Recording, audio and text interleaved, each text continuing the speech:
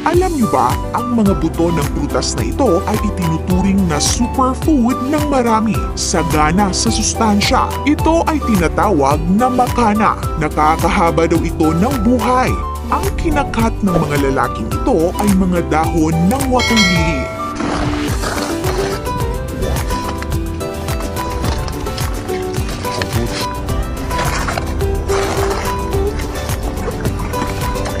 Pero hindi po sila nangunguha ng dahon o bulaklak ng water lily. Ang pakay nila ay nasa ilalim ng dahon.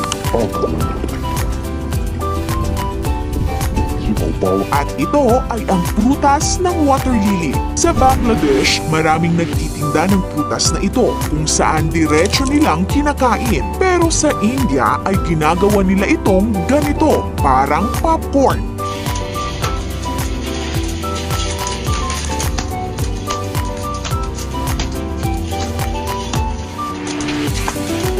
At napakamahal nito. Ayon sa Business Insider, ang presyo nito sa Western countries ay maaaring umabot ng mahigit $170 o nasa 9,000 pesos isang kilo. Grabe! Bakit kaya napakamahal nito?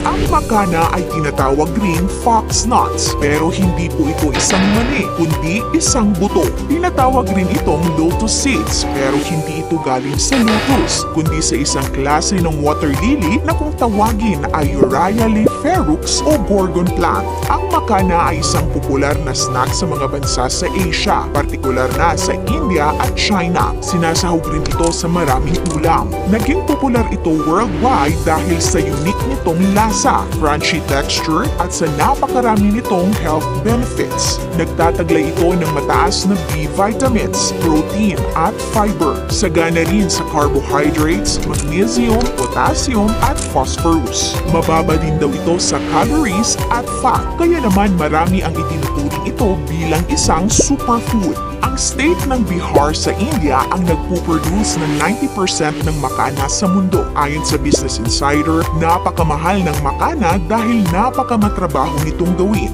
Kadalasan ang mga harvester ng makana ay mangingisda. Ang malalaking dahon ng water lily ay nakalutang lamang sa tubig. Pero ang prutas na nagtataglay ng buto ay nasa ilalim ng tubig. Kapag ang prutas ay nabulok na, marirelease ang mga buto nito sa tubig. Kaya mano-mano itong kukunin ng mga harvester gamit ang basket. Pero merong mga prutas na nasa lalim na 4 feet o di kaya ay 8 feet. So kailangang mag-dive ng mga harvester sa napakalalim na tubig para lamang makuha ang mga buto.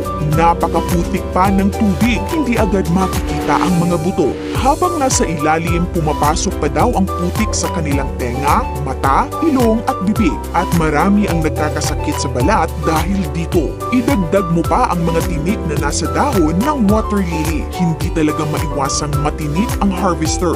Pagkatapos ma-harvest ang mga buto ay aapakan nila ito para matanggal ang outer skin. At para ma-achieve ang parang popcorn na ito, ang proseso ay umaabot daw ng 4 na araw. Ang na-harvest na buto ay dadalhin sa processing facility.